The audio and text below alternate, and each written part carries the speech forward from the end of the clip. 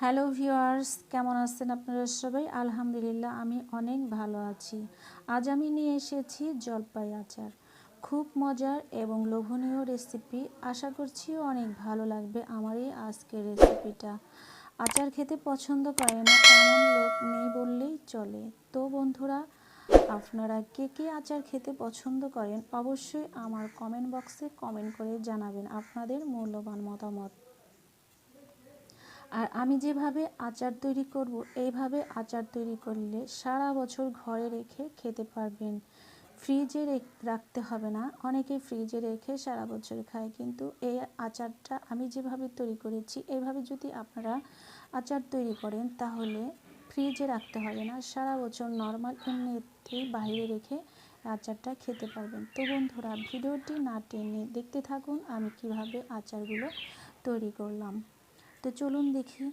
বাজারে এখন অনেক জলপাই পাওয়া যায়। এখন জলপাইয়ের সিজন, এই সিজনে অনেক জলপাই পাওয়া যায়। তো বড় সাইজের জলপাই নেবার চেষ্টা করবেন যাতে বিচিগুলো বেশি করে বড় না হয়, ছোট বিচি থাকে এবং ঘিলুটা বেশি পরিমাণে থাকে, এরকম বড় সাইজের জলপাই নিয়ে নেবেন। তো আমি জলপাইগুলো পরিষ্কার করে ধুয়ে সিদ্ধ করে নিয়েছি, মানে সামান্য একটু ভাপিয়ে নিয়েছি এবং 5-7 মিনিটের জন্য ঠান্ডা করে আমি হাতের চাপে, আঙ্গুলের চাপে চাপ দিয়ে দিয়ে এভাবে সবগুলো জলপাই ভেঙে নেব। আপনারা চাইলে আস্ত জলপাই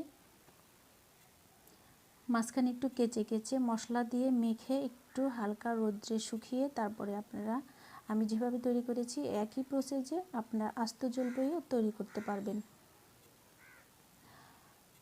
তো এখানে দেখুন আমি রসুনের কোয়া এভাবে নিয়েছি, আর এখানে তেজপাতা, এলাচ, দারচিনি আর হচ্ছে পাঁচফোড়ন আমি ফাঁকি করে নিয়েছি আগে থেকেই। তারপরে চলুন দেখি কিভাবে প্রস্তুত করলাম। তো চুলায় একটা কড়াই বসিয়ে দিয়েছি, এখানে আমি আমার পরিমাণ মতো তেল দিয়ে নিলাম। এখানে দিয়ে দিলাম এলাচ, দারচিনি, তেজপাতা, তারপরে দিয়ে দেব জিরা ফোড়ন। এখন দিয়ে দেব রসুনের কোয়াগুলো। আমি রসুনের কোয়াগুলো আস্ত দিয়েছি, আপনারা চাইলে একটু থেতো করে দিতে পারেন। তারপরে জলপাইগুলো দিয়ে দেব। এবার একটু উল্টে পাল্টে দেব। বাদবাকি জলপাইগুলো আমি দিয়ে দিচ্ছি। এবার এখানে আমি দিয়ে দেব স্বাদ অনুযায়ী লবণ, দিয়ে দেব হলুদের গুঁড়ো 1 চামচ আর 1 চামচ মরিচের গুঁড়ো। তো আমি সবগুলো উপকরণ দিয়ে এভাবে উল্টে পাল্টে দেব।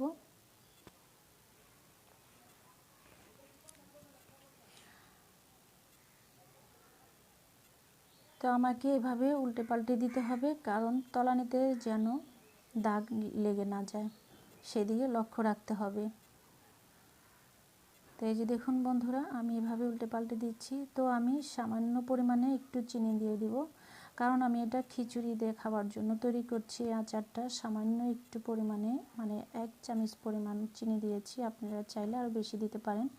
তারপরে দিয়ে দিলাম 1 চামচ ভিনেগার। এই ভিনেগারে সারা বছর আচারটা ভালো থাকবে, কোনো নষ্ট হবে না। আপনারা এই আচারটার মধ্যে আরও বেশি পরিমাণে চিনি দিয়ে তৈরি করতে পারেন যদি আপনারা এটা চাটনি হিসাবে খেতে চান। আমি যেহেতু এটা খিচুড়ি দিয়ে খাওয়ার জন্য তৈরি করছি, তো আমি এইখানে শুধু জলপাইয়ের টকটা কাটানোর জন্য সামান্য 1 চামচ পরিমাণ চিনি দিয়েছি। এখানে যদি আপনারা এমনি খাবার জন্য আচারটা তৈরি করেন তাহলে বেশি পরিমাণ আপনাদের স্বাদ অনুযায়ী চিনি দেবেন, সেক্ষেত্রে পানি ছেড়ে দেবে। আর এখানে আমার এই আচারটা দেখুন, এই যে তেলের এটা ছেড়ে দিয়েছে, আচারের গায়ের থেকে তেলগুলো ছেড়ে দিয়েছে, তাহলে আমাকে বুঝতে হবে আমার আচারটা হয়ে এসেছে। আচারের গায়ের থেকে যদি এভাবে তেল বের হয়ে আসে তাহলে বুঝতে হবে যে আমার আচারটা হয়ে এসেছে। তো এক্ষেত্রে আমি আমার পাঁচফোড়নের যে গুঁড়োটা এটা দিয়ে দেব। পাঁচফোড়নের গুঁড়োটা দিয়ে আমি আর বেশি আঁচ দেব না, তাহলে এই পাঁচফোড়নের যে ফ্লেভার থাকে এই ফ্লেভারটা নষ্ট হয়ে যাবে।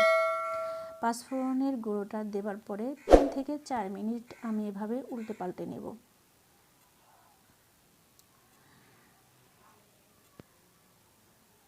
তো এই যে দেখুন বন্ধুরা, আমার রসুনের কোয়াগুলো আস্তে আস্তে দিয়েছি, খুব সুন্দর দেখা যাচ্ছে এবং খেতেও কিন্তু খুবই টেস্টি লাগবে।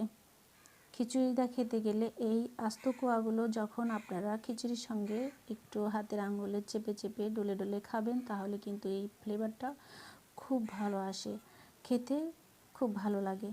আর আমি এই জারটাকে পরিষ্কার করে ভালো করে একটা নেকড়া দিয়ে মুছে নিয়েছি। আচারটা অবশ্যই 1.5 থেকে 2 ঘন্টা ঠান্ডা করে তারপরে জারে ভরতে হবে, নয়তো গরম থাকতে আচারটা বয়মে রাখলে কিন্তু নষ্ট হয়ে যাবার সম্ভাবনা থাকবে। তো আমি আচারটা ঠান্ডা করে এভাবে বয়মে দিয়ে দেব।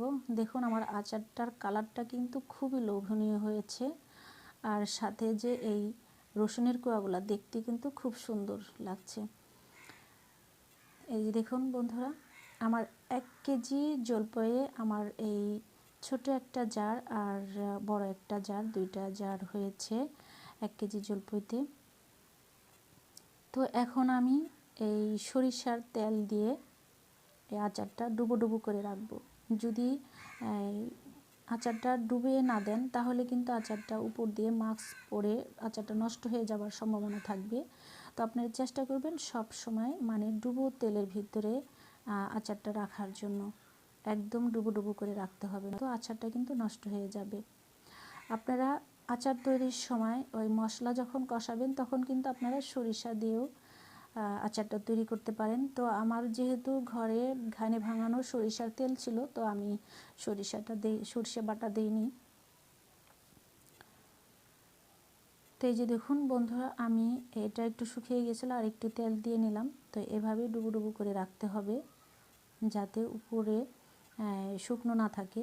আচারটা যদি শুকনোর উপরে পড়ে যায় তাহলে কিন্তু আচারটা নষ্ট হয়ে যাওয়ার সম্ভাবনা থাকবে বেশি। তো এভাবে আমি রোদ্রে দিয়ে দিয়ে রাখবো, মাঝে মধ্যে দিতে হবে আর কি, মাসে একবার দিলেই হবে।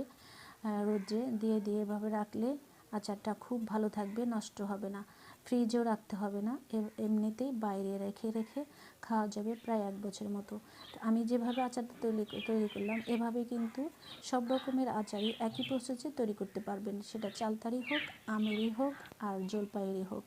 এভাবে আচার তৈরি করে ডুবো তেলের ভিতরে রেখে রেখে রোদ্রে দিয়ে অন্তত মাসে একবার রোদ্রে দিয়ে যদি আপনারা এভাবে আচার তৈরি করে রাখেন তাহলে কিন্তু সারা বছর আপনারা এমনিতেই আচারটা বাইরে রেখে খেতে পারবেন, কোনো ফ্রিজে রাখতে হবে না।